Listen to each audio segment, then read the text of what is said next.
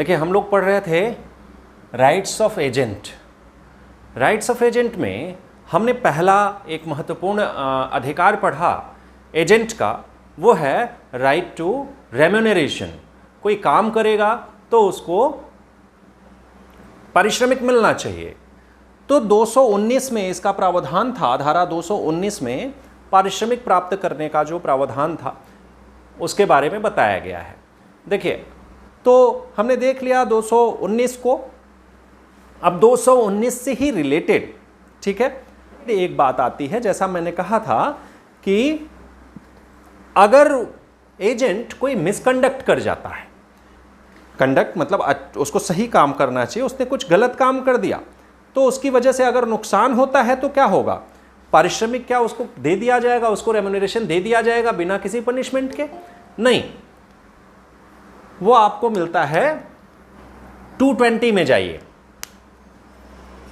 क्या कहा गया है मिसकंडक्ट के बारे में?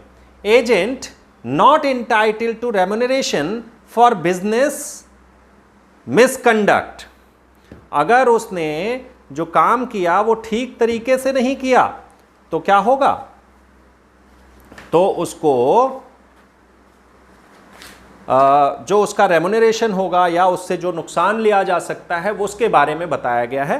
पढ़ें, an agent who is guilty of misconduct in the business of the agency, तो क्या होगा? Is not entitled to any remuneration in respect of the part of the business which he has misconduct।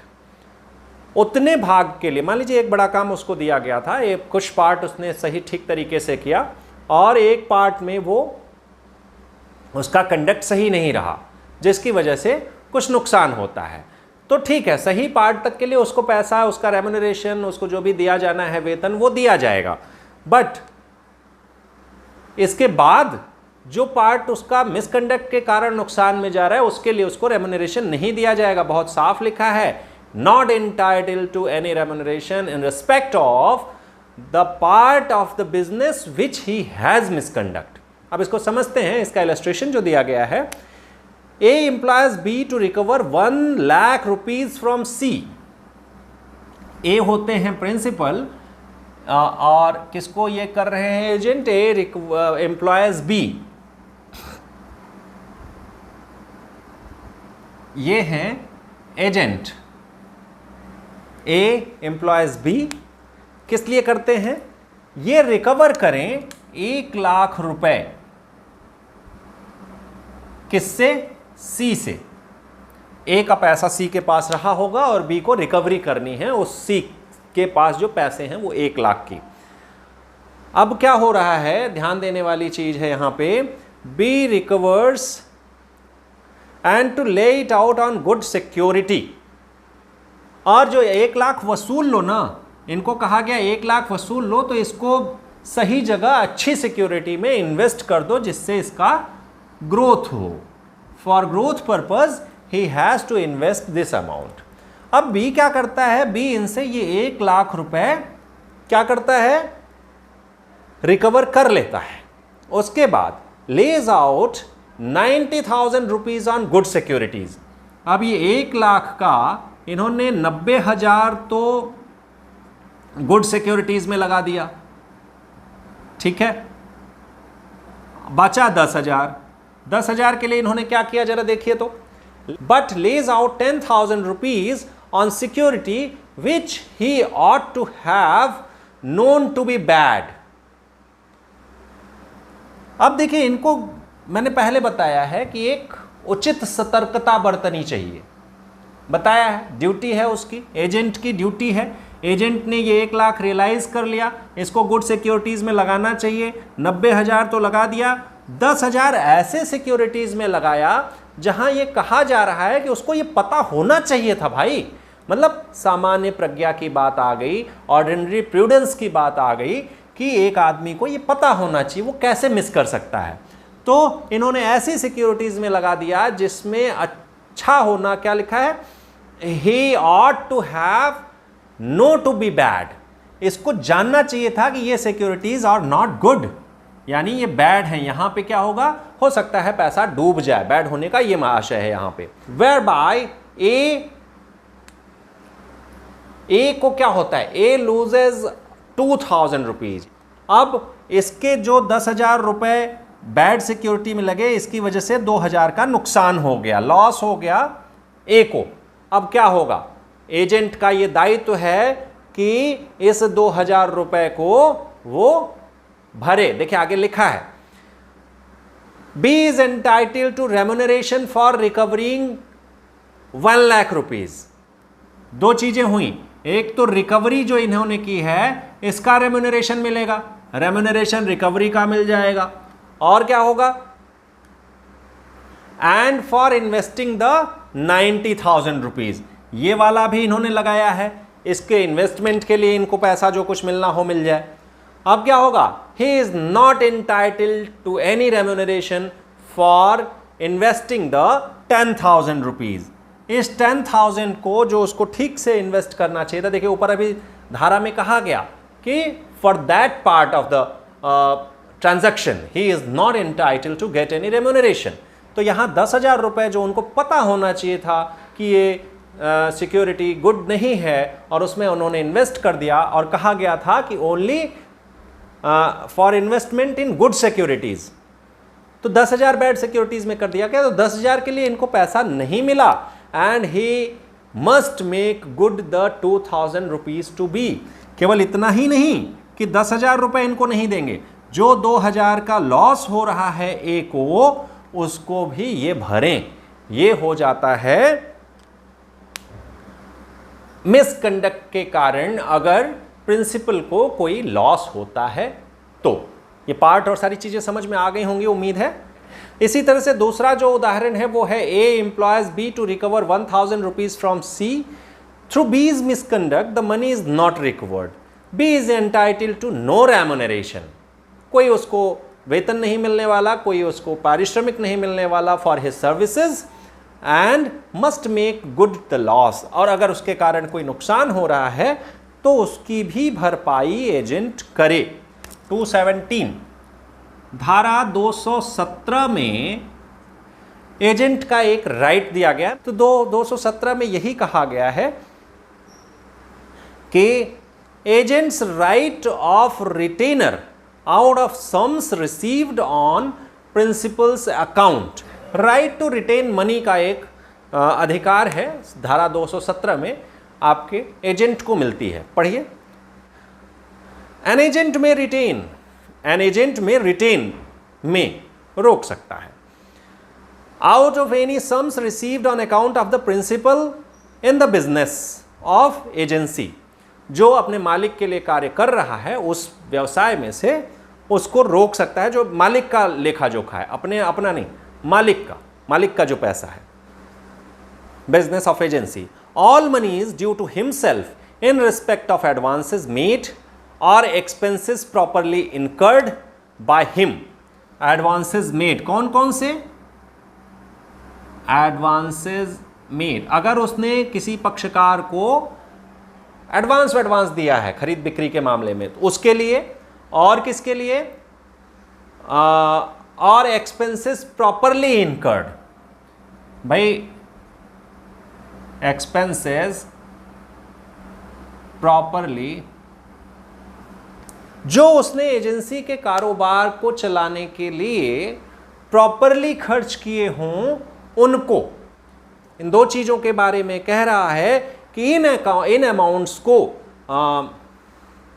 Advances made और expenses properly incurred by him in conducting such business. ऐसे business को करने के लिए ये जो दो खर्चे कर रहा है, इनके लिए इन अमाउंट्स को वो रोक सकता है जो प्रिंसिपल के खाते का पैसा है उसमें से, जो उसके पास है। ठीक है, वही तो रोक पाएगा जो उसके पास है। और देखो, and also such remuneration as may be payable to him for acting as agent. तीसरी चीज क्या आ जा रही है, रेम्यूनरेशन, मतलब advances made, expenses properly incurred and remuneration which is payable to him, जो उसको दिया जाना है, जिसके लिए वो कार्य कर चुका है। इन तीनों चीजों के लिए जो मालिक का पैसा है उसको उसमें से वो रिटेन कर सकता है। अब देखिए इसमें एक चीज आप ध्यान रखिएगा कि जो उसके पास पैसा है उसी पैसे को रोक के वो कह सकता है। जो उसके पास पैसा नहीं है, मालिक के हाथ में है, उसके लिए वो नहीं कह सकता कि पहले हमारा जो वेतन है, हमने ये जो काम किया है इसके लिए हमारा पैसा पहले दे दो, फिर आप अन्य ऋणदाताओं को देना। जो और आपके मनी लेंडर्स हैं या जो भी आपके आपने उधार लिया हुआ है, डेट्स लिया हुआ है, उनको बाद में देना, पहले हमने काम किया है, इस पैसे को हमें दे दो। ठीक है, उसको पूर्वाधिकार नहीं प्राप्त है जिसको कहेंगे। लेकिन यहाँ पे इसलिए बताया जा रहा है कि यह अधिकार सॉलिसिटर्स यानी वकीलों को मिला होता है।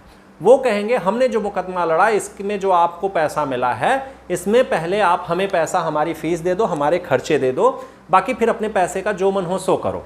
देखो वकील के हाथ में वहाँ पैसा नहीं, यहाँ उसी पैसे की बात हो रही है रोकने की, रिटेन करने की, जो इसके हाथ में होगा। मालिक के हाथ में, उसने काम किया है, उसके लिए वो क्लेम नहीं कर सकता। लेकिन ये अटॉर्नीज, वकील को ये अधिकार मिला हुआ है कि वो कह सकते हैं कि जो हमने काम किया है, जिस वाद में आपको पैसा मिला है, उसका हमें पैसा वाद पहले दे दो, फिर उसके बाद तुम अपने बाकी हिसाब किताब देखो। इवन कोर्ट तक को ये कह सकता है कि भैया हमारा पैसा इनसे कह दिया जाए कि पहले हमें दे दें, फिर अपना बाकी काम करें। तो ये वकीलों को एक प्रिविलेज आप कह सकते हैं मिला है, ये रिटेन मनी। चूंकि एजेंट, एज एन एजेंट ही तो वकील काम करेगा। मैंने पहले बताया अगर कहीं कोई मुकदमा लड़ना है, कुछ करना है, तो वकील एन एजेंट की तरह ना काम करता है। तो यहाँ पे ये मामला है कि राइट टू रिटेन। अब राइट टू लियन 221 में दिया गया है राइट टू लियन। लियन आप पढ़ चुके हैं, धारणाधिकार। यहां रोकने का अधिकार था, अब धारणाधिकार की बात कर रहे हैं। धारणाधिकार क्या होता है? जब तक पारिश्रमिक या व्यय न मिल जाए, आपने किसी चीज पे काम किया है और उस काम के लिए आपको किसी संपत्ति पे काम किया है, ठीक है, मूवेबल प्रॉपर्टी या इमूवेबल या कोई डॉक्यूमेंट्स, इन सब पे अगर वो कोई काम किया हुआ है एजेंट ने और उसके लिए उसका पारिश्रमिक या अदर एक्सपेंसेस जब तक उसको नहीं मिल जाते हैं तब तक वो उसको होल्ड कर सकता है। ये 221 में कहा गया है।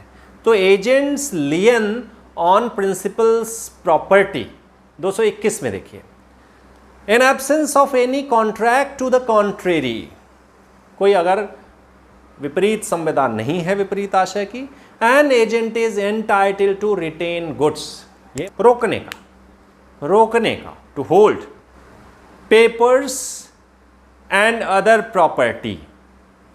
रिटेन क्या है?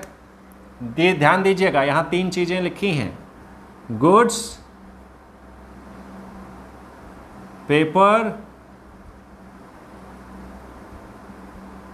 Other property.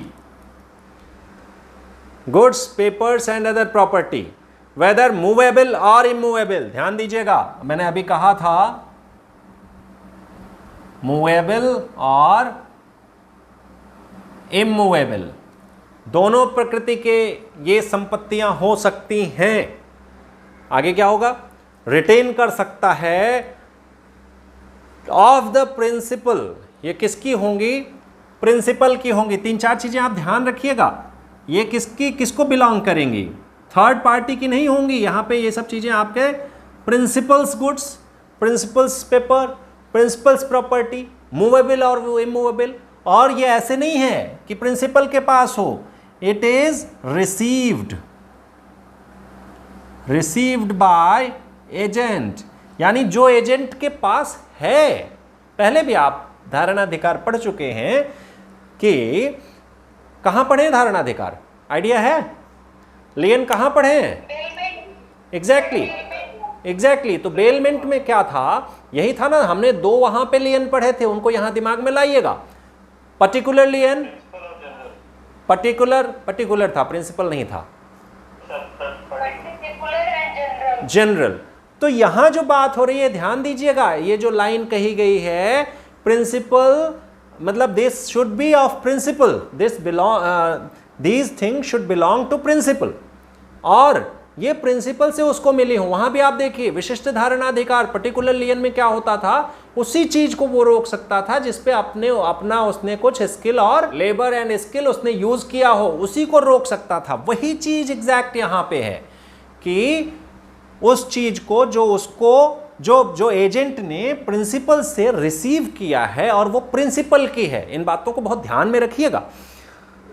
और principal received by him until the amount due to himself for commission disbursements and services in respect of the same has been paid or accounted for to him.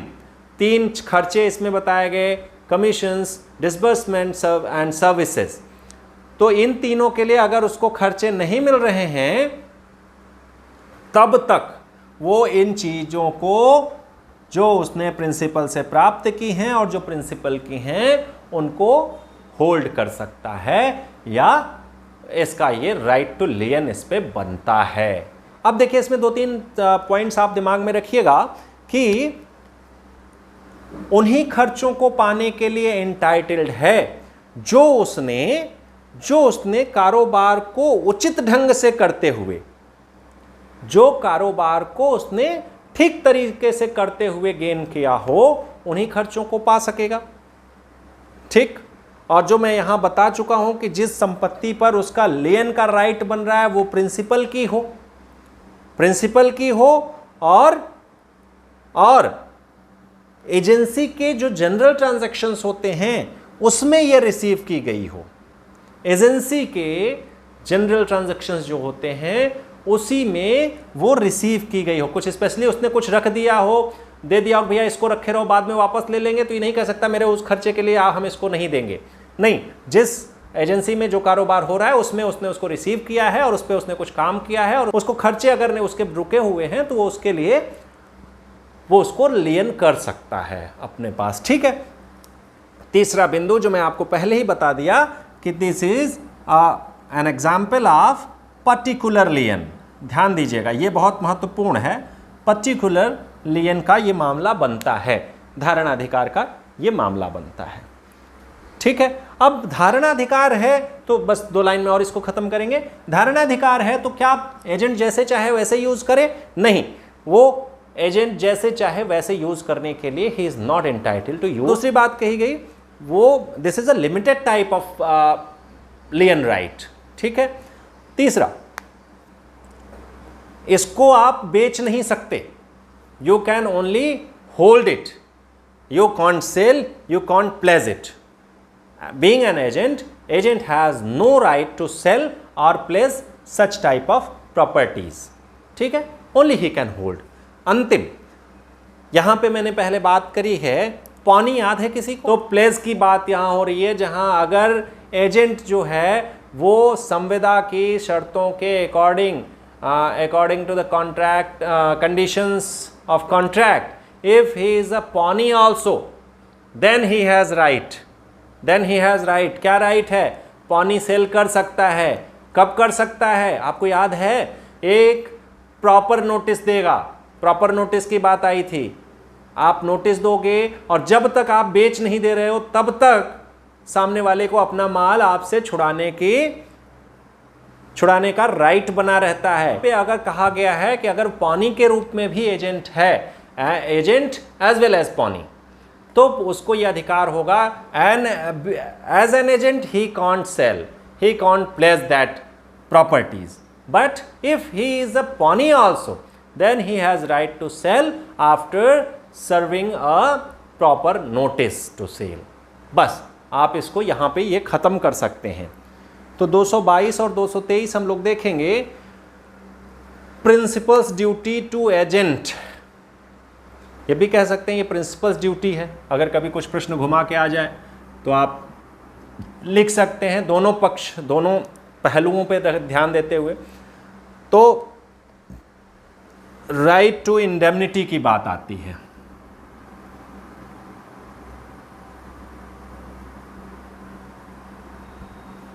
Right to indemnity, तो right to indemnity क्या होता है? क्षतिपूर्ति पाने का अधिकार। अब हम पढ़ते हैं 222 क्या कह रहा है। 222 में ये एजेंट का राइट है, या कह सकते हैं प्रिंसिपल की ड्यूटी है। भाई किसी का राइट किसी की ड्यूटी होती है। तो agent to indemnified against consequences of lawful acts. The employer of an agent is bound to indemnify him against the consequences of all lawful acts done by such agent in exercise of the authority conferred upon him. मान लीजिए कि ये एक agent है और इसको अपने principal से कुछ राइट्स मिले हुए हैं और वो राइट्स लॉफुल हैं, ठीक है, ध्यान दीजिएगा। और इन लॉफुल राइट्स को वो एक्सरसाइज करता है, प्रयोग करता है, और आगे परिणाम स्वरूप कुछ ऐसा होता है कि उसको क्या हो जाता है, नुकसान होता है, क्षति होती है। तो ये प्रिंसिपल की ड्यूटी है कि उस लॉस को वो इंडेमनीफाई करे एजेंट को। ये बाउंड टू इंडेमनीफाई हिम लिखा है, प्रिंसिपल इज बाउंड, मतलब ये कंपल्सन है, ठीक है।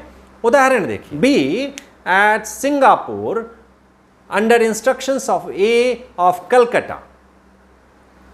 बी यहां पे एजेंट हैं और कौन है, ए of Calcutta,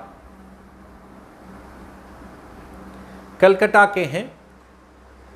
contracts with C to deliver certain goods to him. अब ये सी से कॉन्ट्रैक्ट कर रहे हैं, किसके, यहां पे देखिएगा ये प्रिंसिपल हैं, ये एजेंट हैं, और इनके कहने पे बी सी से कॉन्ट्रैक्ट कर रहे हैं। थर्ड पार्टी एजेंट का काम ही होता है थर्ड पार्टी के लिए, थर्ड पार्टी के रिलेशन इनसे बनाना। तो इनके लिए ये कॉन्ट्रैक्ट किए, क्या, कुछ आप सर्टेन गुड्स, कुछ निश्चित माल होगा, उसकी डिलीवरी दो। A does not send the goods to B. देखिए यहां पे क्या हुआ है, बी जो है ना, बी डिलीवरी देंगे सी को गुड्स की, ये ऐसा कह रहा है। इनका कुछ माल है, बी के द्वारा सी को बेचा जाएगा। इन्होंने इसके लिए कॉन्ट्रैक्ट बी ने सी से किया। अब ए ने गुड्स की सप्लाई नहीं करी, यही लिखा है ना, A does not send the goods to B, A ने सप्लाई नहीं भेजी। अब क्या होगा, and C sues B for breach of contract.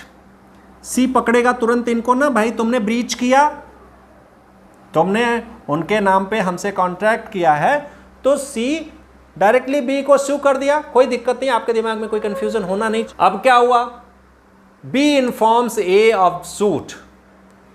अब बी के ऊपर जब कोई सूट सी ने फाइल कर दिया, तो बी ने ए को इन्फॉर्म किया, भैया मुकदमा हो गया हमारे तुम्हारे ऊपर, भाई हमारे ऊपर हुआ तो हम तुम्हारे एजेंट हैं, हम तुम पे शिफ्ट कर देंगे। तो बी ने, ए ने कहा ठीक है तुम डिफेंड करो ना। A authorises him to defend the suit, A कहता है तुम उसको डिफेंड करो।